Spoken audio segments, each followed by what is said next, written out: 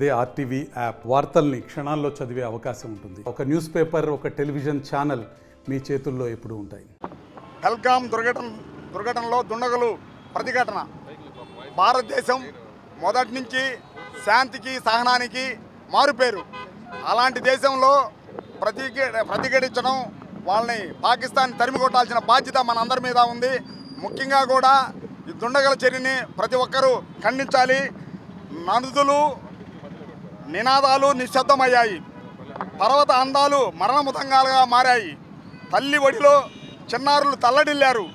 తండ్రి కళలో కన్నీటి కాపు కాసింది. ఎవరు ఇచ్చారు ఈ అగ్నిజ్వాలలు? ఎందుకు అమాయకుల నదీ మరణకాండ? విధ్వంస మీరైతే ఆ దారితోనే మిమ్మల్ని పూడుస్తాం. పహల్గాం అడుగులో ప్రేమ పుయ్యాలి.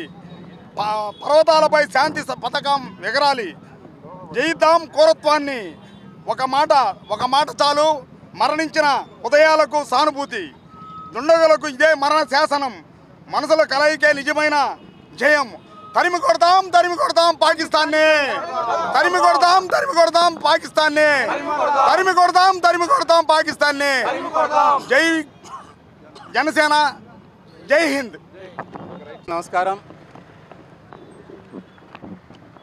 మా అధ్యక్షులు శ్రీ పవన్ కళ్యాణ్ గారు ఇచ్చిన పిలుపు మేరకు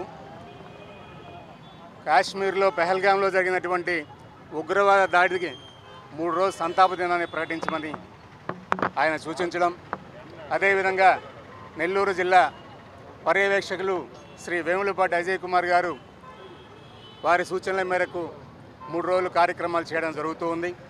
ఈ 3వ రోజు అయినటువంటి ఈరోజు మానవహారాన్ని చేయడం ఇక్కడ జరుగుతోంది.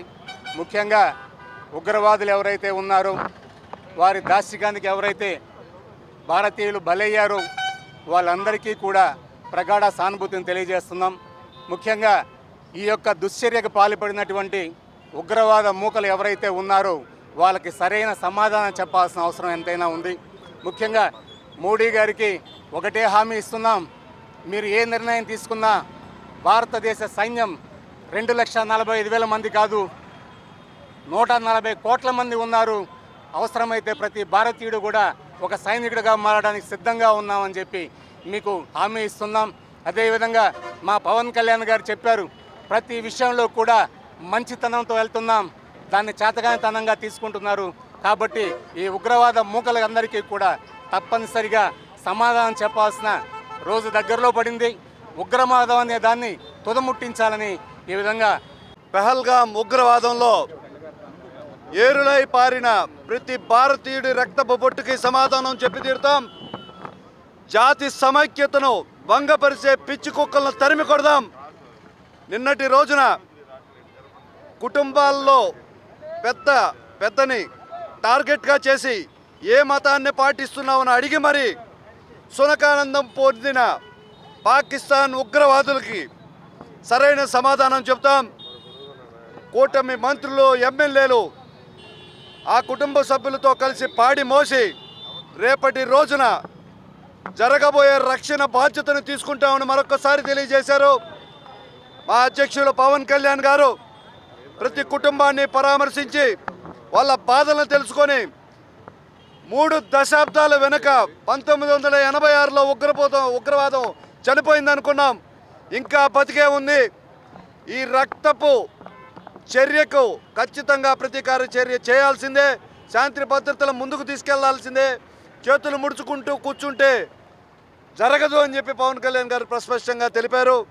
నిన్నటి జరిగిన లోటుని తీర్చలేం, కానీ భారతీయులందరికీ కూడా మేమున్నాం, రక్షణ బాధ్యతలు ముందుకు నడిపిస్తామనే విధంగా కూటమి నాయకులు ప్రవర్తించారు.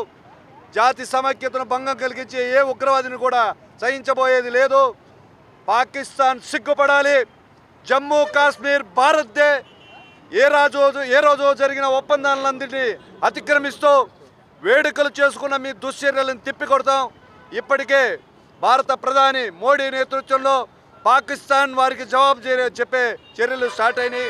రానున్న రోజుల్లో ఏ పాకిస్తాన్ మనిషి కూడా భారతీయులపై దాడి జరిగే విధంగా ఉండే చర్యలు ఉండకూడదని చెప్పి మరొకసారి తెలియజేస్తున్నాను.